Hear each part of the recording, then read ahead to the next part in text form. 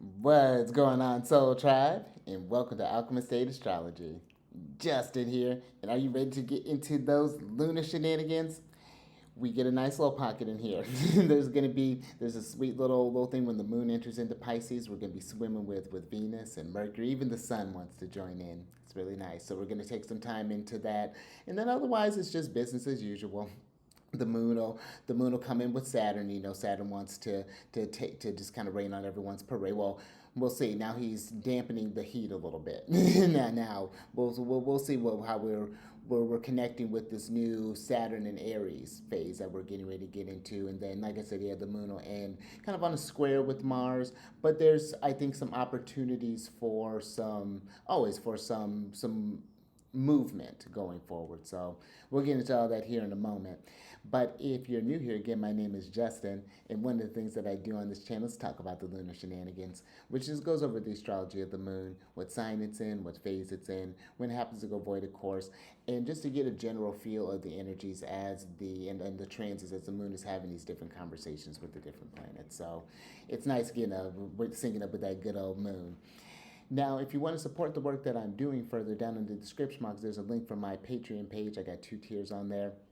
One of them will get you access to the Lucky Day podcast, which is a monthly show that talks about the most auspicious dates for each month for whatever endeavor that you're wanting to initiate. And the second tier will give you access to that plus a personalized monthly transit report from me. And who doesn't want that? Now, if that's something that you want to support, that's all down in the description box below. But let's go ahead and get into this thing here because I'm going to be covering the week of February 17th through the 23rd, 2026. And let's go ahead and get into it because we start off with a bang on the 17th of February. We Before the moon enters into Pisces, there's like a whole eclipse that's going to be happening, and that's going to be taking place exactly around 4:01 a.m. Pacific time, and it's an annular solar eclipse. And if you're not familiar with that, that's where it's the moon is not quite completely covering the sun, so it looks like there's this ring that you can see around the moon, and almost it's referred to as the ring of fire, which sounds more ominous than it can be, because this happens, more frequently than I think we realize sometimes. I think, or when I talk to someone who's not dabbling in this all the or being bringing this on their radar all the time. It's like, oh, is this eclipse time? Like, didn't we just have one? It's like, yeah, there's four that we're having this year, 2027 and 28. There's gonna be about 529. There's gonna be six of them.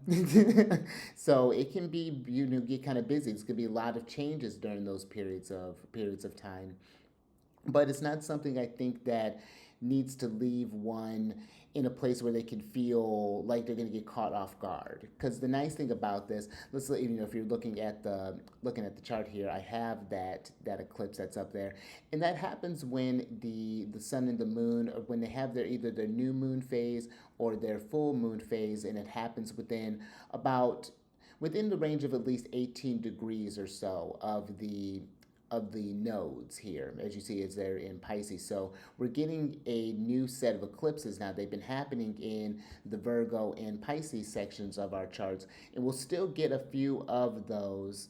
You'll still get a few of those. The last one that we're gonna have will be in it looks like 2027. That's going to be around February. That's going to be the last one that's going to happen at around early Virgo here. But we're already getting ready to start to move into that new phase here. And so you just want to see where you have Aquarius in your chart. Is that hitting any sort of sensitive points? I've been talking about this for a couple weeks now, where this is opposing my Venus placement. So it's actually not been too bad. Not like it was something where, because it's like, okay, I'm thinking there's probably going to be some new relationships that are going to be kind of popping up there, and lo and behold, it's not disappointed. It's been pretty cool. I met some really neat people over the last couple of weeks as this energy has been building up. Maybe this is, if you happen to have Sagittarius rising, for example, like this one on the chart here. Maybe there's something that's happening in your third house, whether it's thinking about going on some sort of trip with a traveler. Maybe think about getting a car, or maybe there's something where you're going to do some sort of teaching, or maybe there's a change in your commute or something along those lines. That's something with your, if I did mention siblings, relatives, something in your neighborhood. Maybe get a new neighbor that happens to move in. These are the ways to approach those eclipses so that, again, it doesn't feel like it's so ungrounding. It's all the information is right, just kind of right there for you. Meditate on those themes, how what themes are really kind of pertinent in your life. It's not going to be like all of these things are going to happen all at once. It usually can be really sort of subtle things. Maybe you get a sibling that gets a new job somewhere, or maybe they find out that they're having a baby or something along those lines. So the only thing that I'm not like super crazy about with it is that it's just co-present with Mars. The benefics don't witness it, so this gives where there could be maybe a little bit of tension there, where because it's still within about 9 degrees or so of Mars here.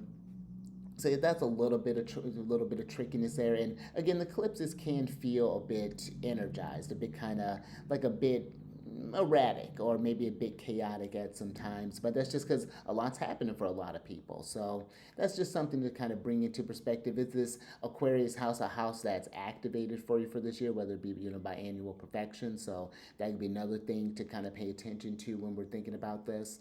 But then after that, we get through this eclipse thing. we oh, and I have on my other on the monthlies, the Celestial News Monthly, I go into the eclipses a little bit more. We can kind of navigate that, and I have a link for where you're able to see it. You can only see the solar eclipse from I think from like the Antarctic. So if you just happen to be around that area, then you got yourself a show coming. But and that'll be something too to see what happens, because usually there's some sort of bigger kind of global event that potentially be happening there. I'm always curious where, when you can think about the places that you can see it, and how that does become, if that does become prevalent. So that's always a way to kind of, or one way to kind of think about that as well, when we're kind of working with the eclipses. But then we get through that that whole thing happens, and then let's get to the sweet pocket here, because then around shortly after there, about 6:09 a.m. Pacific time, the moon will move into Pisces.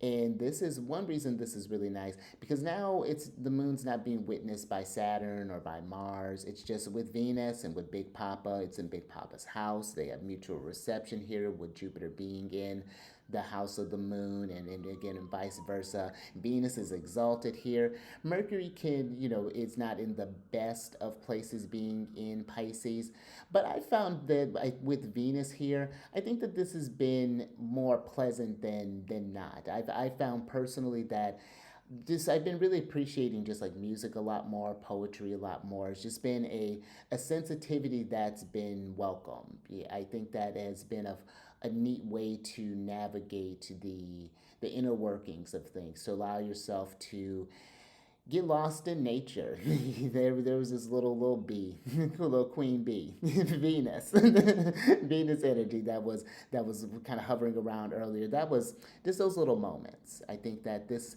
can be a really great one for the body. The moon representing the body there, to really get into those feels, to allow that to be overcome by the moment. Not where you're just like overwhelmed by it, but just to really be present in it for a bit, to just really feast and just see how you feel in oneself. What are some things that you can do to nourish oneself, and look at the lay of the land here when the moon is, again, when it's going to be going over this again. It's going to form a conjunction with Venus. Is going to trine Big Papa, and is going to conjunct Mercury at some point. So this is nice here for the moon. And when you think about just the Pisces energy in general, they're ruled by Big Papa.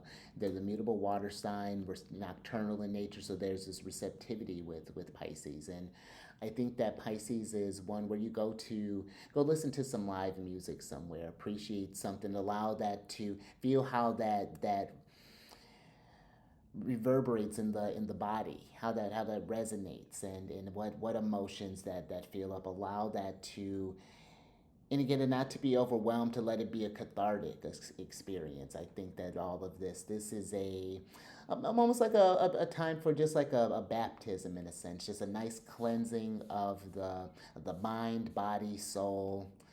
It's lovely. Let's get into that a little bit more. That's why we got all this green here. So we get to the 18th, and like I said, the moon is, and this is all reaching its peak here, where the moon's going to be conjunct Venus, and the conjunctions are when the celestial bodies are, like as you can see here, they're co-present, and you see that they get to do this kind of uninterrupted here. So I think it's finding those pockets with Venus, that moon conjunct Venus. This could be being with one's family and just having like a little game night or just a little get together to tell stories, or you share over again a dinner, or maybe just go outside and just go for a walk together. Or Venus wants to bring people together, so maybe doing something with friends and maybe schedule some time to hang out with your kids.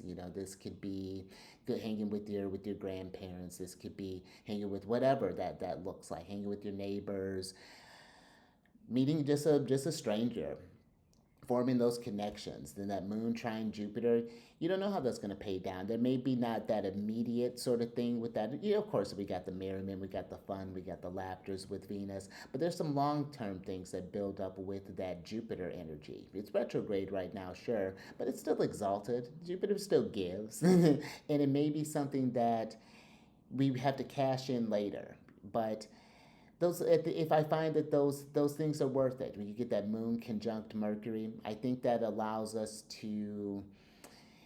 This gives me an ability to be able to speak what's on one's mind in a way that can be eloquent with it being in Pisces. I think that Mercury in Pisces, where sure it can be maybe not as analytical as it would like, but that doesn't mean that Mercury can't function here. Mercury can be imaginative. It can live in metaphors and tell, and I think it's again a great storytelling energy, and we're going to get quite a bit of this Mercury and Pisces here. Mercury's going to be hanging out here, going to be going retrograde here soon, but still it's got Venus here to hold down the fort, and I think that that's something to.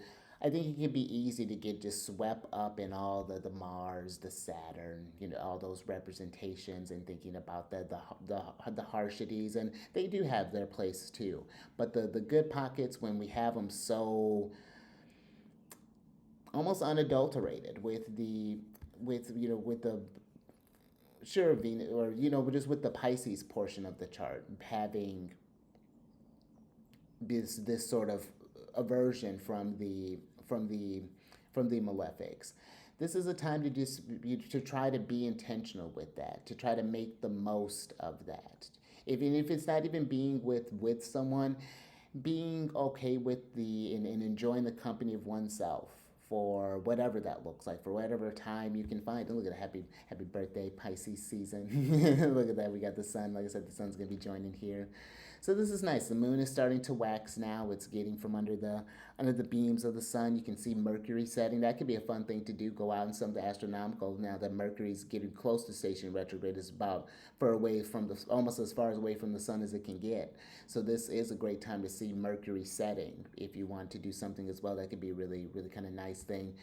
Venus is getting closer from getting under the beams here too. We'll be able to see Venus setting. Venus is a sight. If you can get a chance to say, I got to find a nice place for settings, or to see the west. But yeah, if you can get out there to see those two. I haven't seen Mercury yet. I have to wait till it's rising, until it's rising again. But that's fine soon. So something to think about with this nice little pocket here, because then, like I said, here comes Saturn. we get to the 19th, and the moon will move from Pisces into Aries at about 11:39 a.m. Pacific time, and the first thing that it's going to do, I mean, it doesn't get any, really, it gets about 39 minutes to process this. Saturn's still like at the doorway, just waiting. Oh, I heard you were coming, moon. So I thought I'd hold the door open for you. If you're looking at the chart here, I have the moon as it enters at 0 degrees of Aries here. And when we get the lay of the land, as you can see, Moon runs smack dab into Saturn.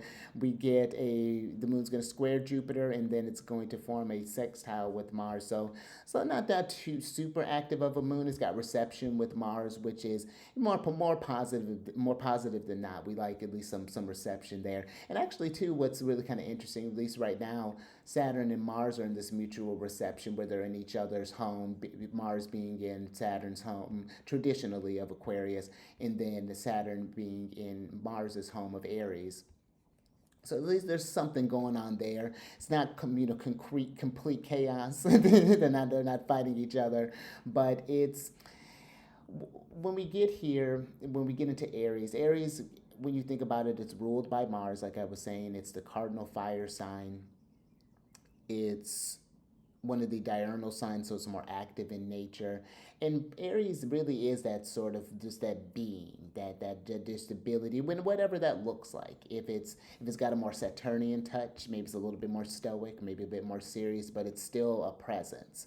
When I think about the Aries engine and prolific, I think it's one that can really, when you think about the initiators, it's just pure fire that's coming there, and it's coming in hot, it's coming in fast, and I don't think it stops. I think it always has that life to it. When we're thinking about the Aries energy, that could be, when we're thinking about that could be a great time for getting out and just moving the body, going for a run, maybe feel like building something. Go with the inspirations. But I think that this is interesting because this is now Saturn is getting settled into Aries now, and so this is the Moon Saturn conjunction where it's like we're getting a feel in the body really for what the start of how the next few conjunctions in Aries are going to do, are going to involve Saturn here, which Saturn's not really doing great in Aries. This is where it finds its fall, where you can notice those bursts of inspiration can leave as quick as they come with that. And it's how to keep that, to put in the time, to have that endurance, the stamina for whatever this Aries portion of your chart. Think about how the Aries portion is related to your chart. What theme is that bringing up as the Moon is traveling through here, as Saturn is traveling through here, and when any of the celestial bodies coming through this space, and what are some things that you tend to notice? What are some familiar themes that tend to move more to the forefront of the everyday? This is like a Gemini rising, for example. Maybe there's something that's happening with your friends, possibly. Maybe something with groups. Maybe something with 11th house tradition, or in Hellenistic terms, thinking about the books of anthology, was it could have been for children. Maybe something's changing with like your hopes and dreams. You thought maybe life was going in this trajectory, and now you're like, maybe I'm feeling maybe this is something that can be more inspiring for me. So it gets a bit of a somber tone with that Moon conjunct Saturn, but I don't think that it's one that it's meant to try to weigh one down. It's to know one's limit, to understand one's limit, when it's time to push and when it's time to pull back and rest for a minute, to be still and to find that balance. And so I think that's what the adjustment is happening here with that Moon conjunct Saturn. Then we get to the 20th, and the Moon goes to square Jupiter, which normally we don't mind the being an aspect with the benefics. It's better than to not be when we're thinking about it. But the squares are still tougher aspects. There are harder or more challenging aspects of when the celestial bodies are 90 degrees apart. I actually have that on the chart here, the Moon squared Jupiter. It's happened about 15 degrees in 37 minutes. But the squares can bring about these sense of challenges. They can be this adversity that can happen here. It's uncomfortable that what can happen with this one. And so we could have had that somberness, that sort of sobering effect with Saturn, and now that's got where we're maybe feeling our faith is being tested. Jupiter is one of the associations with Jupiter could deal with faith. Or maybe there's something where I've seen, I remember reading where when we have like harder aspects with the benefics, that could lead to like reversals. So maybe squandering something could be with Jupiter. The the thing to think is like indulgence, and so there could be this overindulgence that's maybe happening here, or even a challenge to either acquire some sort of abundance or to maybe maintain a certain abundance, a certain lifestyle or something along those lines.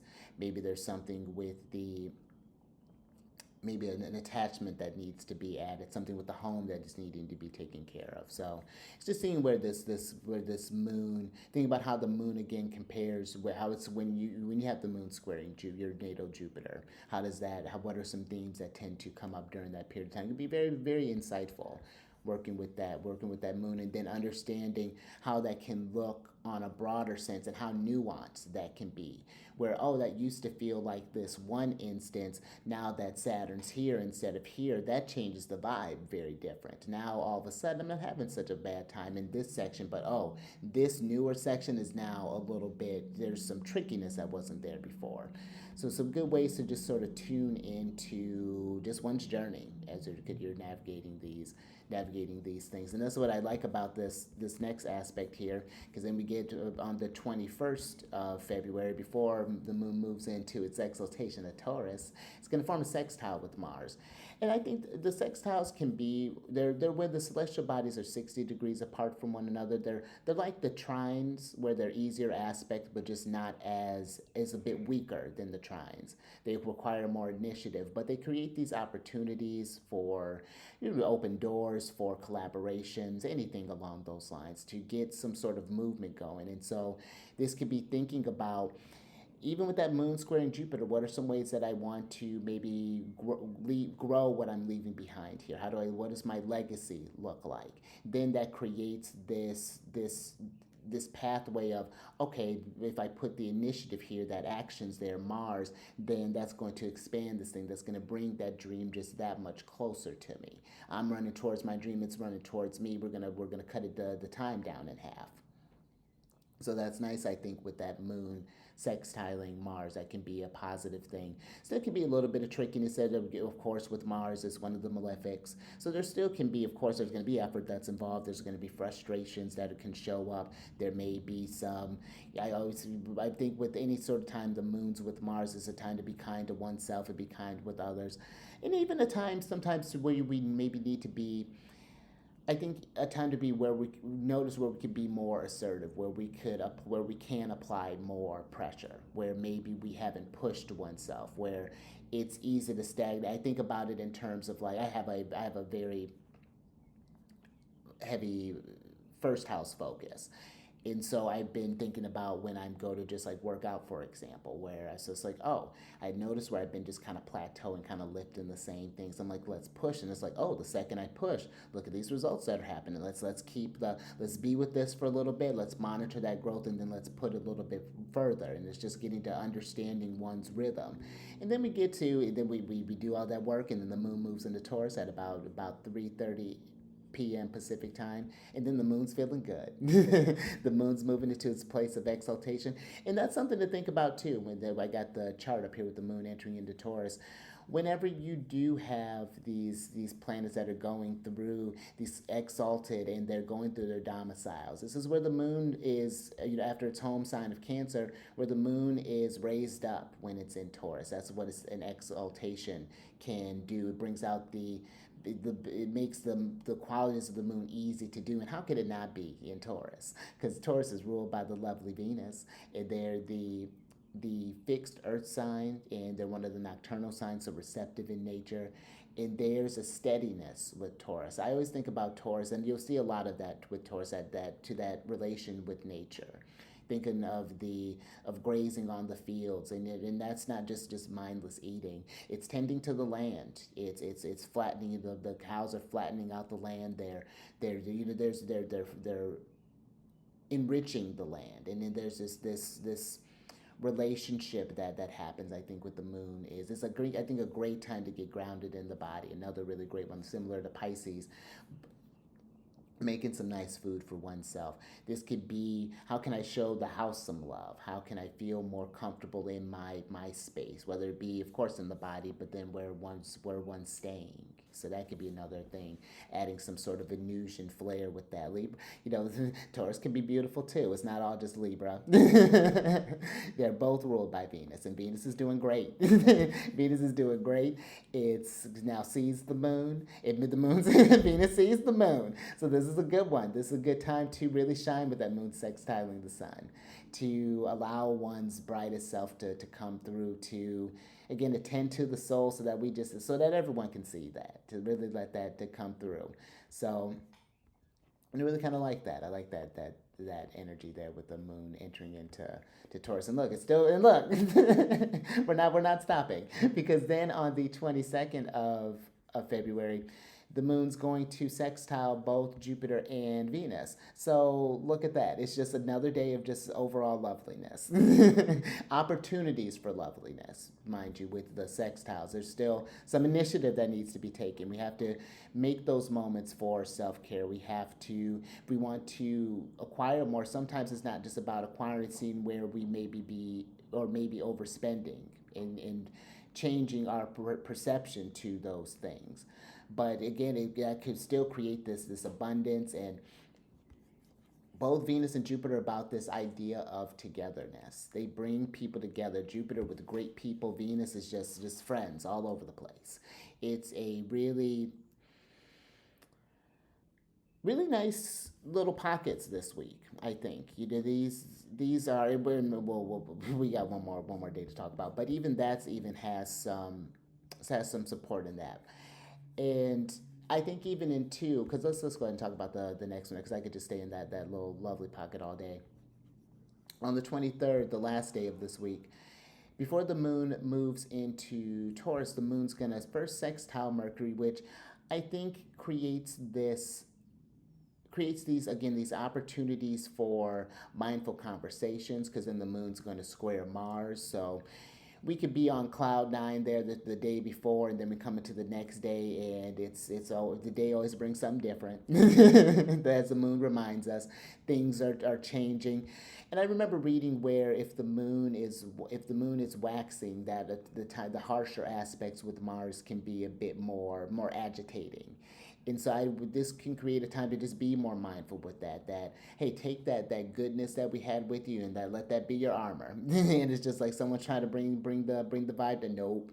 Or at least if there is something that does derail one, and things get out of just as life does its things. You could be feeling on top of the world, but that doesn't change. You get like a flat tire, and that sucks. So this gives, I think, a time to, with the moon sextiling Saturn, we go through these frustrations. We go through these fluctuations in our journey. I think I'm going to go ahead and switch over here. But we go through these fluctuations in our experience, and just as things sometimes can be these harder sort of moon square Mars, these again can be very aggravating. It could be where things tend to happen real fast with Mars. They're just real abrupt, and so where those things can derail one sometimes, we always can get back on track.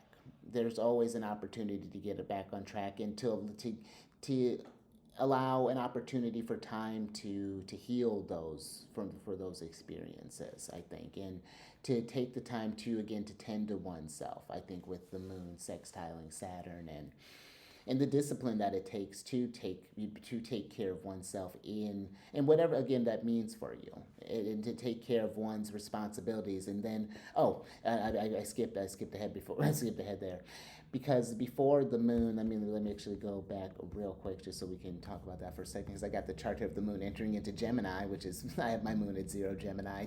So this is lunar return, and the moon's going to enter Gemini at about 6:28 p.m. Pacific time.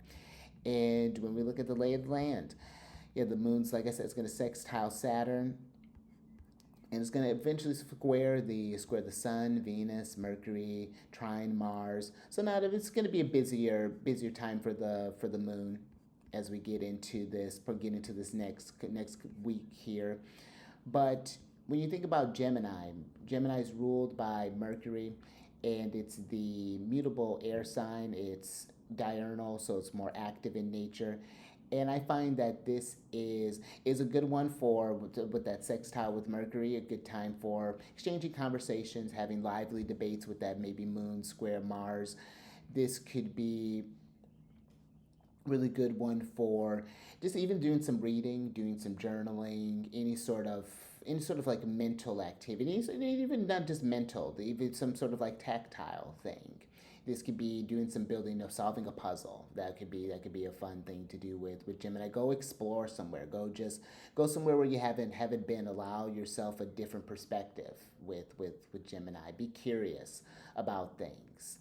It could be the moon in Gemini can be busy, but it can be nice. It could be a time to be social. To can be Yeah, it could be a fun time. It could be a very gregarious moon when the moon enters into Gemini.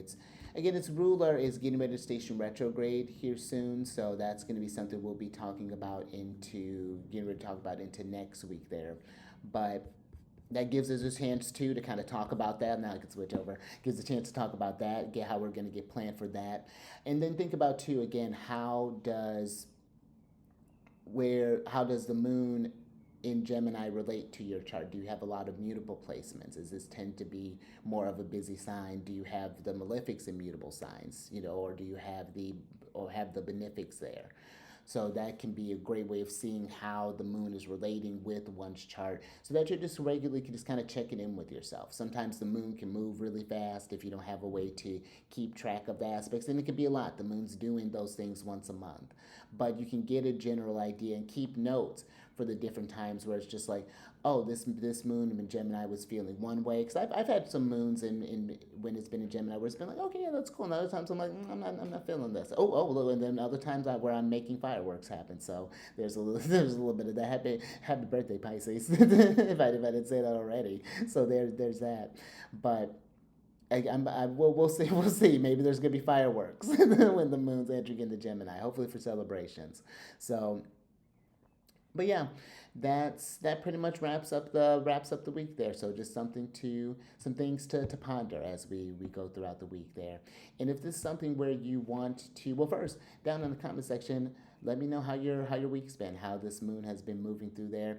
This one has been pretty cool, especially when the moon was, because typically the moon in Aquarius or anything in Aquarius, and I'm glad this party's been moving out of Aquarius. It's been all right, I will say, but it's been a mixed bag because it's like again, this is like one of the busier times in my chart where it's like again opposing on my Leo placement, squaring my midheaven, conjunct Saturn. So it's like thanks Aquarius, but I will say it wasn't. It was a pretty cool week. Right as the moon was entered into Aquarius, met a lovely Leo and a really funny Sag. Fire signs were about, so that was a good time, and even Moon in Capricorn was a this one was more of an emotional one. It's opposing my sun, my sun in Cancer, so that was a very sensitive one.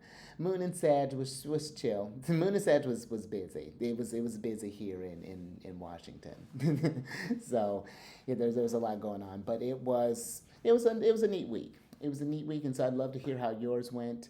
And if this is something where if you want to navigate these transits in your chart more personally, down in the description box you can book a consultation with me. So definitely check that out.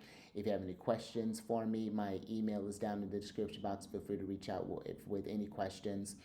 I have, like I had mentioned I have a link down there for the Celestial News Monthly. So if you want to see what's happening for the month, I should be coming out with I think I'm gonna record it tomorrow. We're gonna be having the monthly one for March. Will be coming out here soon. So if that's something that you want to check out, that's down there.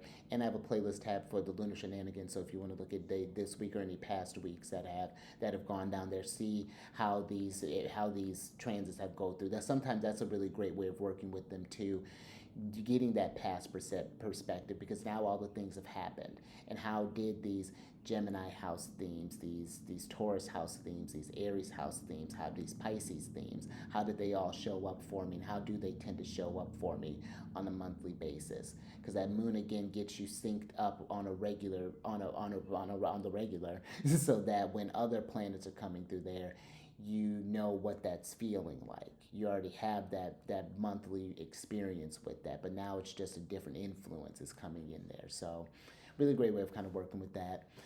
And I think that's it. So yeah, until next time, stay mindful out there. And you keep eyes on that good. Oh yeah, because yeah, we'll be able to see the moon here soon. We're getting ready to get into the first quarter, so yeah, you keep eyes on that moon, and I will catch you on the next one. So where's my mouse out? Later.